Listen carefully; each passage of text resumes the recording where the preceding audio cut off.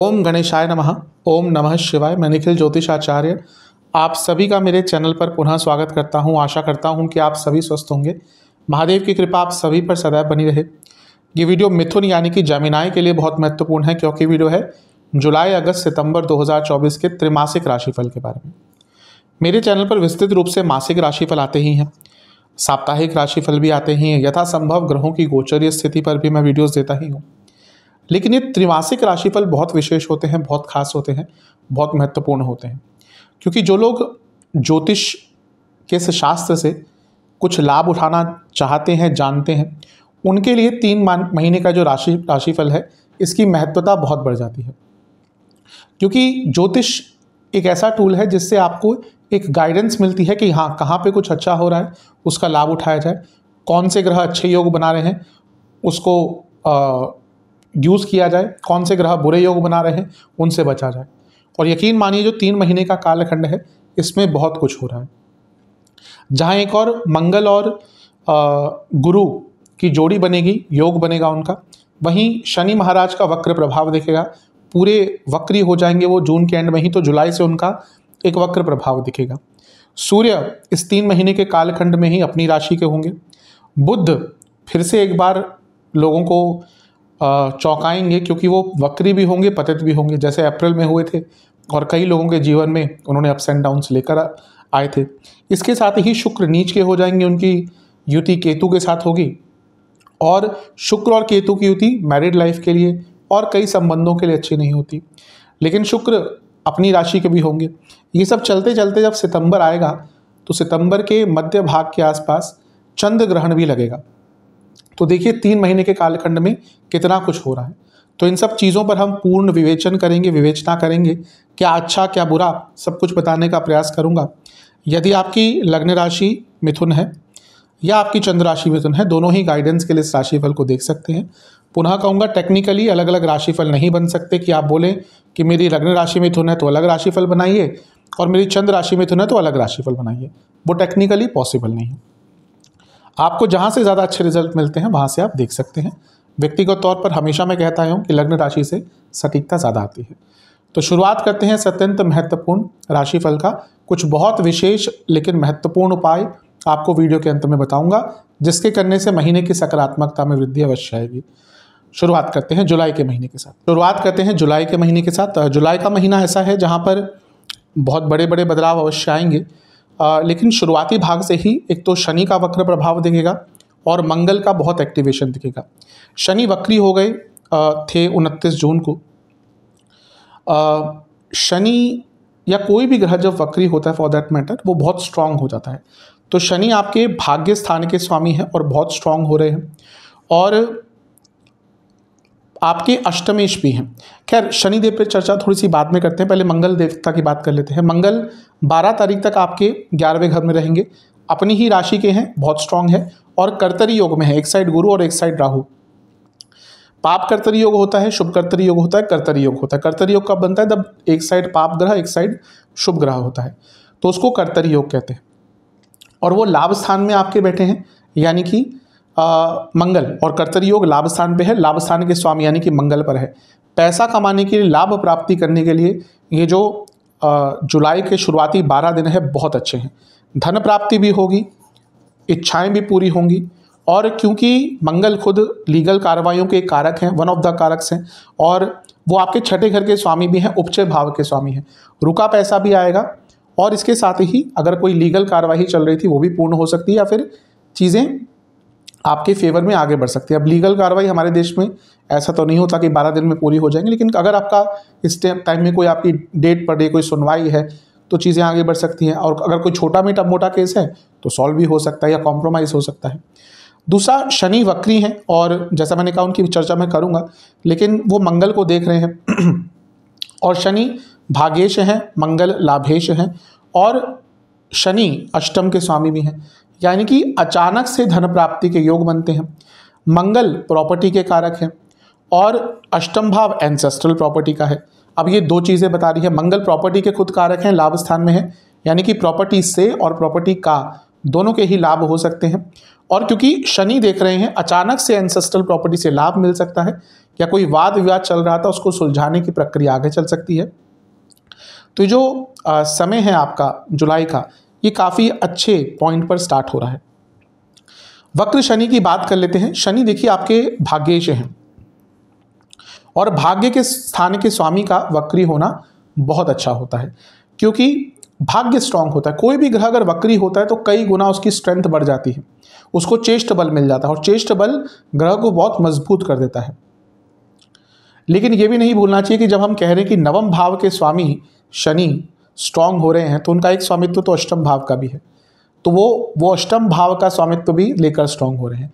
तभी मैं कहता हूं कि ज्योतिष में एक चीज़ को लेकर कभी भी प्रेडिक्शन नहीं कर सकते। मैं कभी कभी कमेंट्स पढ़ता हूं, थोड़ा हास्यवत भी लगते हैं कि आप कह रहे हैं कि यहाँ पे तो अच्छा हो जाएगा और यहाँ पे बुरा हो जाएगा। मैं जानना चाहता हूँ आप समय से किसी के साथ कि क्या सबके जीवन में हमेशा अच्छा या हमेशा बुरा होता है? एक जैसा होता है? नहीं होता। एक चीज़ अच्छी हो रही है तो एक चीज़ बुरी होती है।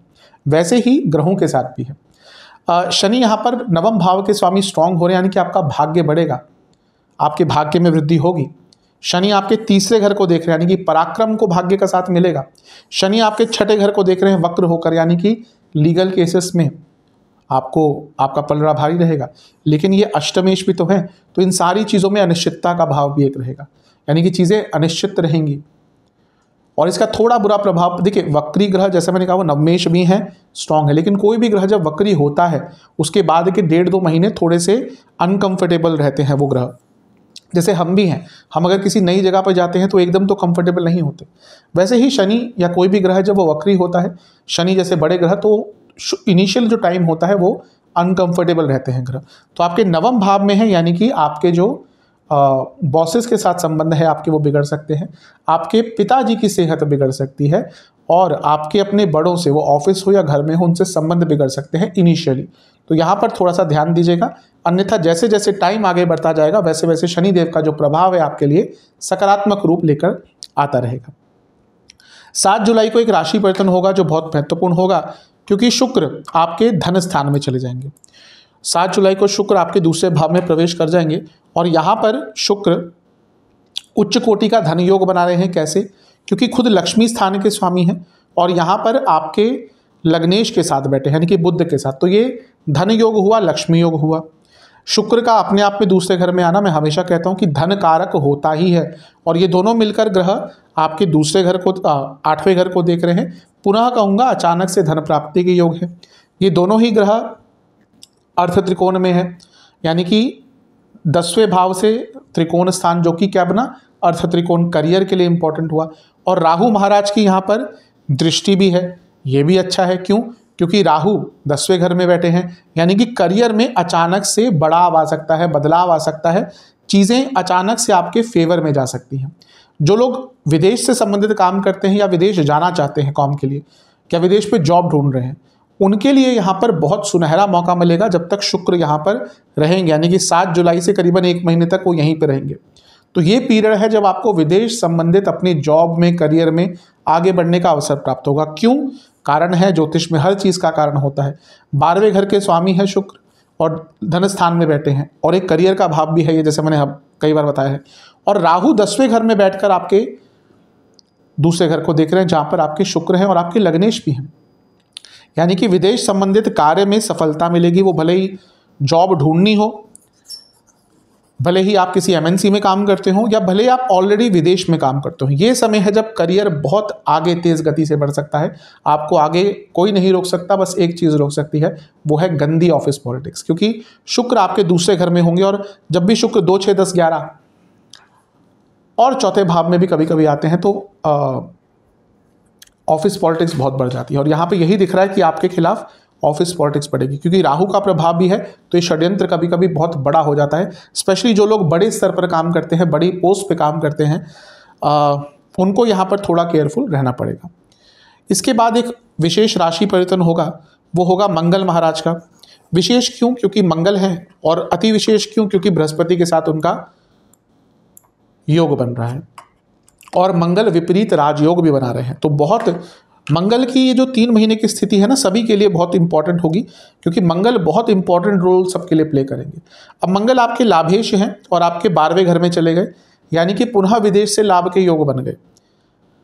और मंगल आपके विपरीत राजयोग भी बना रहे हैं, और मंगल का विपरीत राजयोग बहुत स्ट्रांग होता है, और मंगल यहां से बैठकर अपने बहुत प्रियतम स्थान को यानी कि तीसरे घर को देख रहे हैं।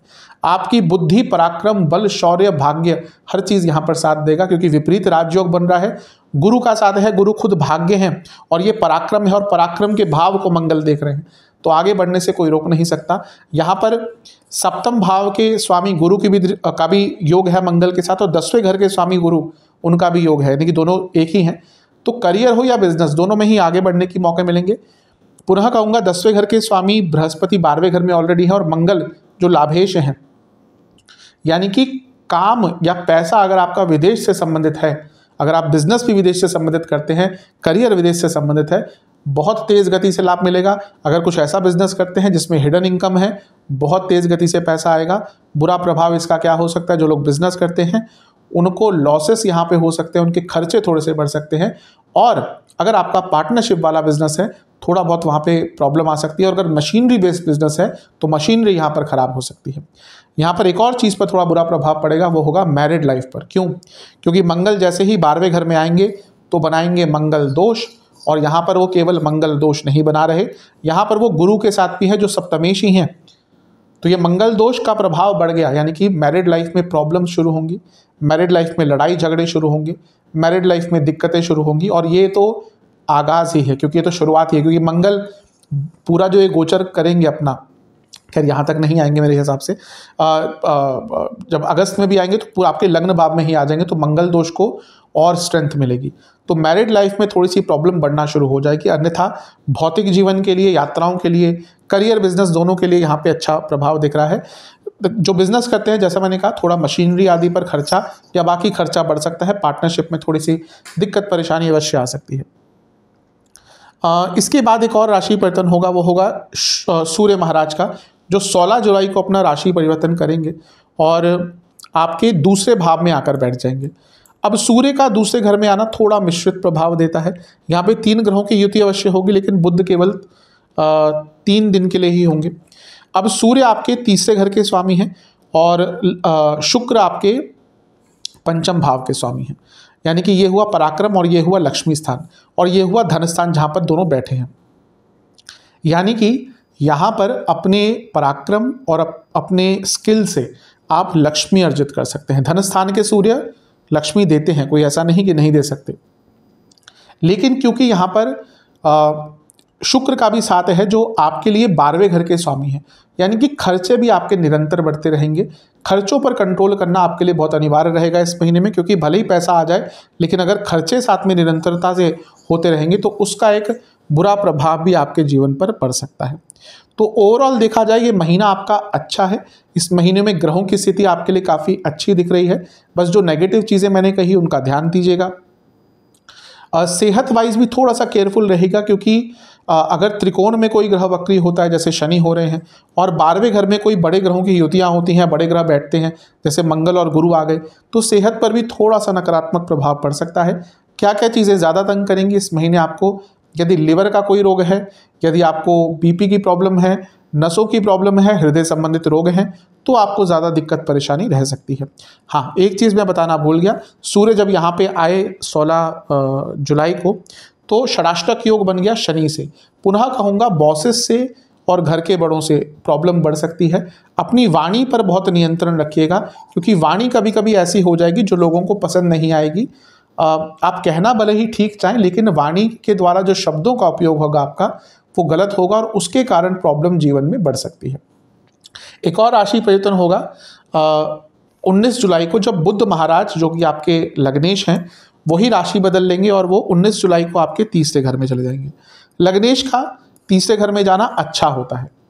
क्यों? क्योंकि पराक्रम का भाव है, और जब पराक्रम का साथ मिलता है तो व्यक्ति अवश्य आगे बढ़ता है। लेकिन यहाँ पे पराक्रम का केवल साथ नहीं मिल रहा, यहाँ पर मंगल का भी साथ मिल रहा है जो लाभेश हैं, और यहाँ पर शनि का भी साथ मिल रहा है जो वक्री हैं लेकिन भाग्येश हैं। तो भाग्य और लाभ दोनों का साथ पराक्रम को मिल गया, यानी कि और लग्नेश को मिल गया।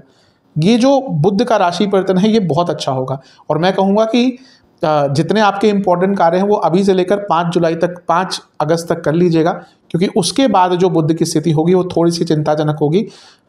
सभी के लिए प्रभाव डालेंगे, लेकिन आप पर प्रभाव थोड़ा सा ज़्यादा रहेगा। क्यों? क्योंकि आपके लग्नेश है। तो इस पर चर्चा हम करेंगे अगस्त के महीने में। ओवरऑल देखा जाए महीना अच्छा है। राहु केतु पे स्थिति पे तो हम बात कर ही चुके हैं कई बार। अभी लंबे अरसे तक, करीबन 1 साल तक और आपके इन भावों में रहेंगे। केतु चौथे घर में है, गुरु का आप साथ मिल गया, अपने इमोशंस पर कंट्रोल करने का मौका मिलेगा।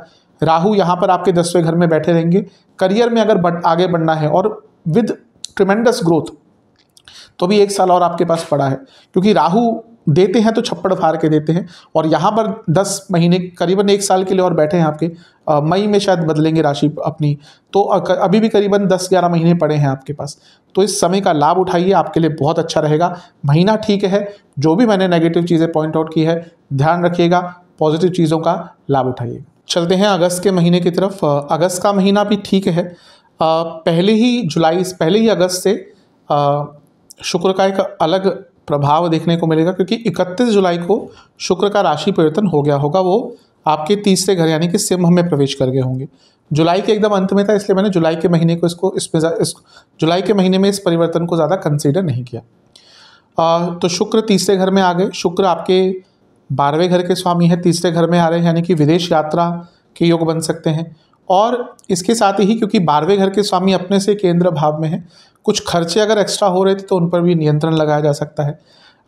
शुक्र आपके पंचमेश में है और यहाँ पर बहुत अच्छा धन योग बनाएंगे। क्यों? क्योंकि बुध लग्नेश है, बुध चौथे घर के स्वामी है और शुक्र पंचमेश है, और शुक्र अपने आप में लक्ष्मी के कारक है। तो लग्नेश का शुक्र के साथ योग होना, वो भी पराक्रम और एफर्ट्स के भाव में, यानी कि आप अपने एफर्ट से पैसा कमा पाएंगे। आप बहुत कॉन्ट्रास्टिंग डिफरेंस देखेंगे 5 तारीख और उसके बाद के समय में। पहले 5 दिनों की बात कर लेते हैं। अच्छा है ये समय। मंगल का भी प्रभाव रहेगा दृष्टि द्वारा, और शनि महाराज का भी प्रभाव रहेगा दृष्टि द्वारा। शनि भाग्येश है, मंगल लाभेश है, और बुध और शुक्र को देख रहे हैं। धन प्राप्ति हो, बिजनेस में आगे बढ़ना हो, इच्छा पूर्ति हो, एफर्ट्स दिखाने हो, पराक्रम दिखाना हो, इन सब चीज़ों के लिए महीने का, अगस्त के महीने का शुरुआती 5 दिनों का जो समय है बहुत अच्छा है। उसके बाद एक बहुत बड़ा बदलाव होगा, और वो होगा बुध महाराज का वक्री होना। बुध 5 अगस्त को वक्री हो जाएंगे और रहेंगे कुछ टाइम तक वक्री, लेकिन यहाँ पर प्रॉब्लम यह है कि बुध ये पतित भी हो जाएंगे। अब बुध बुद्धि के कारक हैं और हर व्यक्ति के लिए एक इम्पॉर्टेंट स्थान उनके जीवन में लेते हैं, लेकिन आपके लिए बहुत इंपॉर्टेंट ज़्यादा हो जाते हैं, क्योंकि आपके लग्नेश भी हैं और चतुर्थेश भी हैं। लग्न आप खुद हुए, चौथा भाव आपकी फैमिली, इमोशंस, प्रॉपर्टी, कितनी चीज़ों का यहाँ पे कारकत्व आ गया। तो जब वो वक्री हो जाएंगे आपके लग्नेश, वो भी तीसरे घर में, यानी कि एक तो आपके अंदर बहुत ज़्यादा उत्साह आ जाएगा, ओवर एक्साइटमेंट। क्यों? क्योंकि यहाँ पर केवल बुध वक्री का प्रभाव नहीं है, ये शनि महाराज भी तो वक्री हैं, ये भी तो देख रहे हैं। तो 2 वक्र ग्रह, यानी कि 2 बहुत स्ट्रांग ग्रह, मैं एक्सप्लेन कर चुका हूँ रिसेंटली पिछले पार्ट में कि वक्री ग्रह बहुत स्ट्रांग होता है। तो लग्नेश और चतुर्थेश यानी कि बुध वक्री हैं और शनि की दृष्टि वक्री है, यानी कि आप बहुत ज़्यादा एक्साइटेड हो जाएंगे और उसी चक्कर में कुछ गलत निर्णय भी ले सकते हैं। वो धन से संबंधित भी हो सकता है, कार्यक्षेत्र के संबंधित भी हो सकता है, और बिजनेस के संबंध में भी हो सकता है। तो थोड़ा सा अपने ऊपर नियंत्रण रखिएगा, अपने ओवर एक्साइटमेंट पे कंट्रोल कीजिएगा, जल्दबाजी में कुछ मत कीजिएगा। ये पीरियड है जब आपको अचानक से कोई यात्रा का प्लान नहीं बनाना, ठीक है। पहले का कोई बना हुआ है तो बहुत केयरफुल जाइएगा, लेकिन इस पीरियड में यात्रा करने से थोड़ा सा बचिएगा, प्रॉब्लम हो सकती है, मिसकम्युनिकेशन बहुत होगी, संबंध बिगड़ेंगे। और शुक्र क्योंकि 12वें घर के स्वामी हैं, आपको लगेगा महीना स्टार्ट होगा कि चलो इस महीने तो कोई बड़े खर्चे नहीं हैं, ये महीना तो आराम से कट जाएगा, बल्कि पैसा सेव कर लेंगे। जैसे ही बुध वक्री होंगे, आपका जो एक अचानक से जो खर्चा बढ़ता है वो बढ़ना स्टार्ट हो जाएगा। तो ये बुध, जैसे मैं हर बार कहता हूँ कि छोटे दिखते हैं मतलब कि उनका जो गोचर होता है 2 हफ्ते का, 2.25 हफ्ते का होता है, लेकिन यही वो ग्रह हैं जो बड़े बड़े भूचाल जीवन में लाते हैं, क्योंकि बहुत तेज़ रिजल्ट देते हैं। जो छोटे ग्रह होते हैं, छोटे मतलब कि जो उनका गोचर छोटा होता है, जैसे चंद्रमा और बुध, बाकी तो महीना लगाते हैं, शुक्र भी ऑलमोस्ट 28 दिन, मंगल 1.5 महीना, सूर्य 1 महीना, लेकिन ये 2 ग्रह ये 2 सवा 2 दिन में और ये करीबन 14 दिन में राशि बदलते हैं, तो ये बहुत तेज रिजल्ट देते हैं। अब वो अच्छे भी होते हैं और बुरे भी होते हैं। तो यहाँ पर बुध वक्री हो जाएंगे तो थोड़ा सा ध्यान दीजिएगा, अपनी ओवर एक्साइटमेंट पे आपको कंट्रोल करना है। 16 अगस्त को एक राशि परिवर्तन होगा, वो होगा सूर्य महाराज का, और वो अपनी ही राशि यानी कि तीसरे घर में सिंह में आ जाएंगे, और ये अच्छा होगा। थोड़ा सा बुध पे कंट्रोल आएगा क्योंकि सूर्य यहाँ पर बहुत स्ट्रांग हो रहे हैं अपनी ही राशि के, और तीसरा भाव सूर्य का बहुत स्ट्रांग होता है। लेकिन यहाँ पर भी देखिए, हम भूलना नहीं चाहिए कि वक्री शनि कॉन्स्टेंटली देखेंगे, और शनि और सूर्य का समसप्तक होना यानी कि एक तरफ तो आपका नाम भी बन सकता है लोग, दूसरा आपकी तरफ लोगों का जो सोचने का नज़रिया है वो थोड़ा बदल जाएगा, लोग आपसे जलन का भाव रखेंगे। तो अगर आप ऑलरेडी सक्सेसफुल हैं या फिर रिसेंटली आपके जीवन में कुछ अच्छा हो रहा है, तो समझ जाइएगा ये वो समय है जब लोगों का आपके प्रति जो जलन का भाव है बहुत बढ़ेगा। स्पेशली जो निकटतम लोग हैं, वो आपके परिवार वाले भी हो सकते हैं, आपके रिश्तेदार भी हो सकते हैं, और अपने दोस्तों से तो यहाँ पर बहुत बच के रहिएगा। आपके दोस्त ही यहाँ पर आपको कुछ नुकसान देकर जाएंगे, तो बहुत केयरफुल रहना है। अपनी वाणी पर, अपने कम्युनिकेशन पर तो आपको बहुत ज़्यादा नियंत्रण रखना है। देखिए, सूर्य तीसरे घर के स्वामी है, उत्साह, एक्साइटमेंट, पावर सब कुछ दिखाते हैं। बुध लग्नेश हैं, वक्री हैं, शनि वक्री का प्रभाव है। ये ऐसा समय है ना जब आप अपने नेचर के विरुद्ध कार्य करेंगे, और जब हम अपने नेचर के विरुद्ध जाते हैं, फॉर एग्जांपल कोई व्यक्ति बहुत शांत है, शांत रहता है, जब उसको गुस्सा आता है जो उसका नेचर नहीं है तो उल्टी सीधे कार्य करेगा। और जो व्यक्ति जिसका नेचर ही गुस्से वाला है वो गुस्से में अच्छा परफॉर्म करेगा, जब वो शांत हो जाएगा तो उसको लगा मैं क्या करूं। तो वैसे ही ये जब वक्री ग्रहों का प्रभाव होता है ना, तो व्यक्ति उल्टे सीधे कार्य करता है, अपनी प्रकृति के विरुद्ध कार्य करता है। वही जो एक लिटरल मीनिंग होता है ना वक्री का, वही है कि अपनी प्रकृति से विकृत हो गया।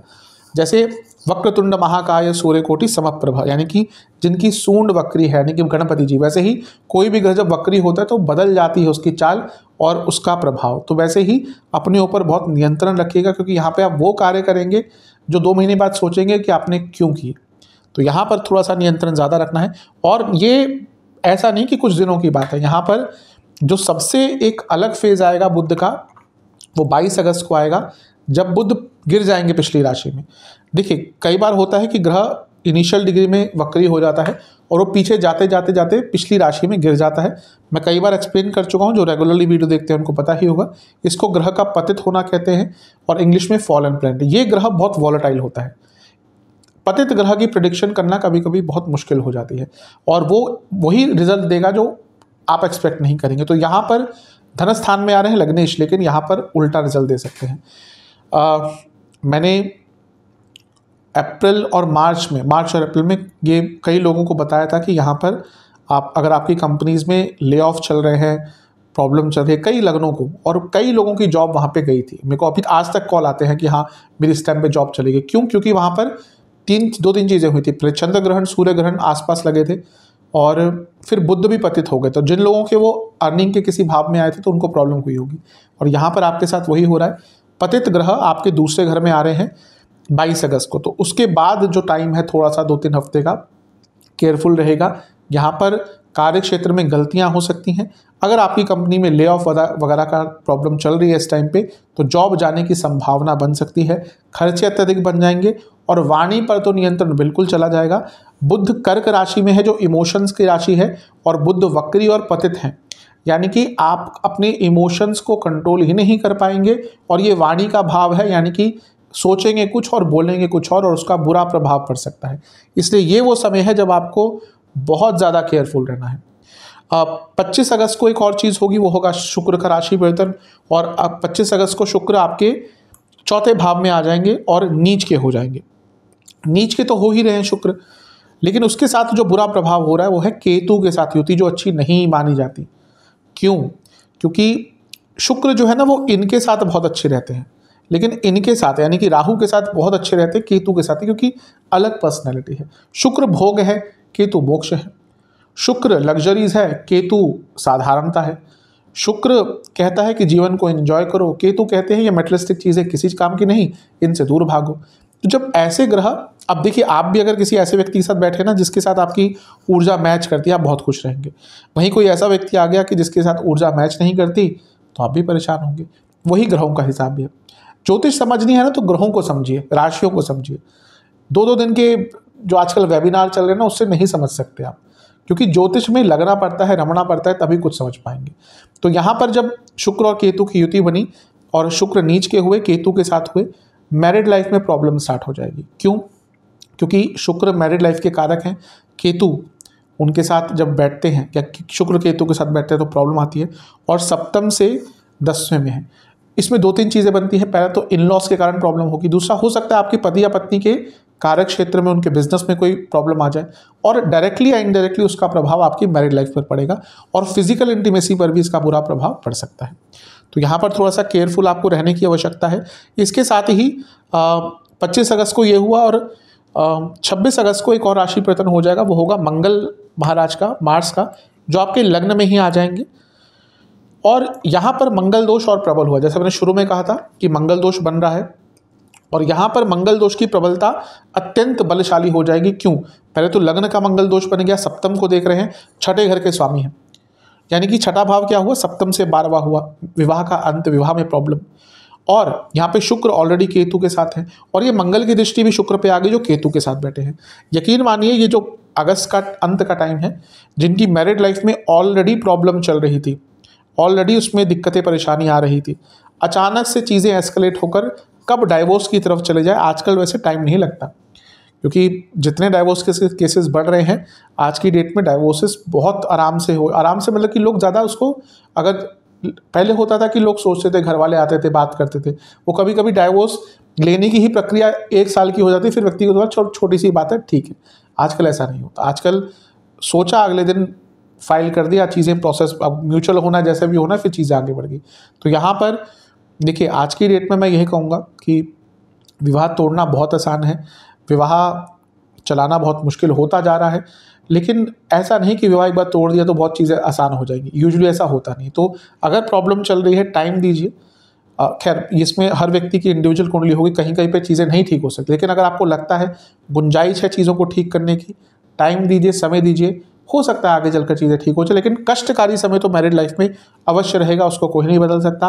मंगल लग्न में आ गए, चौथे घर को देख रहे हैं, प्रॉपर्टी का योग बनाएंगे, प्रॉपर्टी खरीदना चाहते थे, ये समय बहुत अच्छा है। मंगल लाभेश है, लग्न में आकर उच्च कोटि का लाभ योग बना रहे हैं, बिजनेस में बहुत लाभ हो सकता है। और क्योंकि मंगल 10वें से दूसरे घर के स्वामी हैं, जिनकी दशा अंतरदशा अच्छी चल रही है, ऑफिस में कोई प्रॉब्लम नहीं चल रही ले ऑफ वगैरह की, उनका पैसा तेज गति से कार्य क्षेत्र में बढ़ सकता है, बिजनेस में भी बहुत लाभ होगा। मंगल लग्न में है, उत्साह बढ़ेगा। मंगल लग्न में है, कॉम्पिटिटिव एग्जाम्स में, इंटरव्यूज में, इन सब में सफलता देंगे। तो बहुत चीज़ें अच्छी भी हैं, लेकिन इन बुरी चीज़ों पर थोड़ा सा ध्यान देंगे तो अच्छा है। महीने के अंत तक आते आते एक और चीज़ होगी 29 अगस्त को, कि जो बुध महाराज जो लग्नेश हैं, जिन्होंने थोड़ी सी उथल पुथल मचाई है अगस्त के महीने में, वो मार्गी हो जाएंगे, तो फिर चीज़ें थोड़ा सा बेटर होना शुरू हो जाएंगी। खैर आगे जब वो राशि बदलेंगे तब बेटरमेंट ज़्यादा होगी, लेकिन 29 अगस्त को मार्गी हो जाएंगे तो चीज़ें थोड़ा सा बेटरमेंट की तरफ अवश्य जा सकती हैं। सितंबर के महीने की तरफ, सितंबर का महीना थोड़ा सा केयरफुल रहने वाला है। कुछ अच्छी चीज़ें भी हैं, कुछ चीज़ें हैं जो थोड़ा सा कष्टकारी हो सकती हैं, संवेदनशील हो सकती हैं, उन पर ध्यान देना है। सर्वप्रथम तो बुध 4 सितंबर को आपके तीसरे घर में आ जाएंगे, और ये बुध अपनी उसी राशि में आ गए जिसमें उनको होना चाहिए था, मतलब कि वो जिसमें थे वहाँ से वक्री होकर पीछे गिर गए थे। तो अब चीज़ें बेटर होंगी। देखिए क्या है ना कि बुध बुद्धि के कारक हैं, कई चीज़ों के कारक है, वाक्य पटुता हो, कम्युनिकेशन स्किल्स हो, एनालिसिस स्किल्स हो, चीज़ों को समझने का पावर हो, बहुत चीज़ों के कारक बुध हैं। यहाँ पर बुध आपके लग्नेश भी हैं, तो इसीलिए उनका जो प्रभाव है वो आपके लिए और स्ट्रांग हो जाता है। अब वो क्योंकि आपके तीसरे घर में आ गए, बुध आदित्य योग बन गया, तो ये अच्छा है आपके लिए, यानी कि चीज़ें जो थोड़ी सी कष्टकारी दिख रही थी उनमें सुधार होगा। अप्स एंड डाउन्स आते ही हैं जीवन में, तो यहाँ पर रिकवरी होना स्टार्ट होगी, यहाँ पर प्रॉब्लम्स का अंत आपको मिलेगा। तीसरे घर में है, यानी कि आपका पराक्रम साथ देगा, बुद्धिमत्ता साथ देगी। अब बुध आदित्य योग बन रहा है, सूर्य अपनी राशि के हैं, बुध उच्च अभिलाषी हैं, ये भी अच्छी चीज़ है। यहाँ पर शनि की दृष्टि भी है, शनि वक्री हैं, भाग्येश हैं, ठीक है, अष्टमेश भी है लेकिन भाग्येश भी हैं, और भाग्येश वक्री लग्नेश को देख रहे हैं, यानी कि भाग्य का भी साथ मिलेगा। तो ये टाइम है कि चीज़ें थोड़ा सा बेटर होना शुरू होंगी। जो अगस्त थोड़ा सा उथल पुथल लाया था जीवन में, वो सितंबर का महीना थोड़ा सा ठीक करने वाला होगा। तीसरे घर के बुध हैं, नवम भाव को देख रहे हैं, भाग्य का साथ मिलेगा, यात्राओं के योग बन सकते हैं और हो सकता है कि सितंबर के महीने में आपको किसी धार्मिक यात्रा का भी अचानक से अवसर प्राप्त हो जाए। जो स्टूडेंट्स हैं उनके लिए महीना अच्छा रहेगा, क्योंकि पंचम से 11वें में लग्नेश हैं और बुध स्टूडेंट्स स्टडी के कारक भी हैं और यहाँ पर जो उनकी युति हुई है वो सूर्य के साथ हुई है, तो आपका कोई सरकारी एग्जाम इस पीरियड में पड़ता है तो आपके लिए बहुत अच्छा रहेगा। तो ये समय आपके लिए शेष दिख रहा है, विशेष दिख रहा है, लाभ उठाइएगा। 16 सितंबर को सूर्य महाराज का राशि परिवर्तन होगा और यहाँ से थोड़ी सी दिक्कत बढ़ सकती है। क्यों? क्योंकि सूर्य केतु के साथ आ जाएंगे, यानी कि राहु केतु एक्सेस में फंस गए और राहु और केतु के एक्सेस में जब सूर्य या चंद्रमा फंसते हैं तो उसको ज्योतिषीय भाषा में कहते हैं ग्रहण दोष। और सूर्य ल्यूमिनरी हैं और सूर्य यहाँ पर प्रॉब्लम क्या है कि सूर्य दिग्बल उनका खत्म हो गया, यानी कि ग्रहण दोष तो लग ही गया, दिग्बल भी उनका खत्म हो गया। सूर्य यहाँ पर दिग्बली होते हैं 10वें घर पे, राशि की बात नहीं कर रहा, कोई भी राशि हो अगर सूर्य यहाँ पर बैठे हैं तो दिग्बली होंगे, लेकिन उससे एकदम 180 डिग्री दूर सूर्य का दिग्बल खत्म हो जाता है और ये दिग्बल खत्म वाले सूर्य हैं तो वैसे ही क्षीण हो गए और यहाँ पर केतु के साथ भी आ गए। तो यहाँ पर प्रॉब्लम्स क्या आएंगी? घर में कलह कलेश, माता जी की तबीयत अचानक से बिगड़ सकती है। अगर माता जी को ऑलरेडी कोई प्रॉब्लम चल रही थी तो बहुत परेशानी बढ़ेगी। घर में बहुत बड़े स्तर पर बहस हो सकती है और कार्य क्षेत्र पर भी इसका थोड़ा सा बुरा प्रभाव पड़ेगा, क्योंकि सूर्य दिग्बल खत्म कर चुके हैं, सूर्य 10वें घर को देख रहे हैं, सूर्य 10वें से 6ठे के स्वामी हैं, यानी कि उथल पुथल कार्य क्षेत्र में कलीग्स बहुत प्रॉब्लम देंगे, परिस्थितियां बहुत कॉम्पिटिटिव हो जाएंगी। कॉम्पिटिटिव शायद सही शब्द नहीं होगा, बहुत आसान नहीं रहेंगी परिस्थितियां, तो वो आपको प्रॉब्लम थोड़ा सा दे सकती है, तो थोड़ा सा केयरफुल यहाँ पे रहेगा। शनि से भी पुनः सूर्य षडाष्टक योग बना लिया, यानी कि बॉसेस से जो प्रॉब्लम चलती आ रही थी वो कैरी फॉरवर्ड होगी। तो ये सूर्य का ग्रहण दोष बनना थोड़ा सा कष्टकारी यहाँ पर दिख रहा है। इसके बाद 18 सितंबर को 2 चीज़ें होंगी। पहला होगा शुक्र महाराज का राशि परिवर्तन। ये थोड़ा बहुत अच्छा है, थोड़ा बहुत नहीं, काफ़ी अच्छा है। क्यों? क्योंकि शुक्र पहले तो खुद लक्ष्मी है और लक्ष्मी स्थान में आ रहे हैं, अपनी ही राशि के हो रहे हैं और केतु के प्रभाव से निकल गए, तो यहाँ पर चीज़ें ठीक होंगी, पैसा पुनः आएगा, प्रॉब्लम सॉल्विंग कैपेसिटी बढ़ेगी, भाग्य का साथ मिलेगा। मैरिड लाइफ में जो प्रॉब्लम चल रही थी उनका अंत होना, अंत तो खैर मैरिड लाइफ में कभी नहीं होता प्रॉब्लम का, कम अवश्य हो जाती है, तो यहाँ पर चीज़ें थोड़ी सी ठीक होना शुरू हो जाएंगी। और यहाँ पर एक और बहुत विशेष चीज़ बन रही है कि शुक्र मंगल और शनि का त्रिकोण योग बन रहा है, बहुत विशेष है ये। और ये इन तीनों को हम कह सकते हैं एक स्पेशल फंक्शनल योग है, यानी कि आपके कार्य जैसे ही शुक्र के राशि परिवर्तन होगा 18 तारीख को कई बनना शुरू हो जाएंगे, मानसिक रूप पे शारीरिक रूप से बहुत एक्टिव हो जाएंगे, अपने कार्यों को पूर्ण करने की क्षमता बहुत बढ़ जाएगी। लेकिन एक चीज़ इसी दिन होगी जिससे बहुत केयरफुल रहेगा, जब आपके 10वें भाव में चंद्र ग्रहण लगेगा, यानी कि मीन राशि में, ये होगा 18 तारीख को। पुनः मैंने कहा कि अगस्त के महीने में जब बुध यहाँ पे आ गए थे तो प्रॉब्लम्स कार्य क्षेत्र में स्टार्ट हो गई होंगी। वही मैं कहूँगा कि अगर आपके कार्य क्षेत्र में ले ऑफ चल रहे हैं, अनसर्टिनिटी है, तो यहाँ पर करियर में ये सबके साथ नहीं होगा। जिनकी दशा अंतर्दशा बहुत ख़राब चल रही है उनके लिए जॉब जाने के योग बन सकते हैं या फिर प्रॉब्लम्स आ जाएंगी कार्य क्षेत्र में।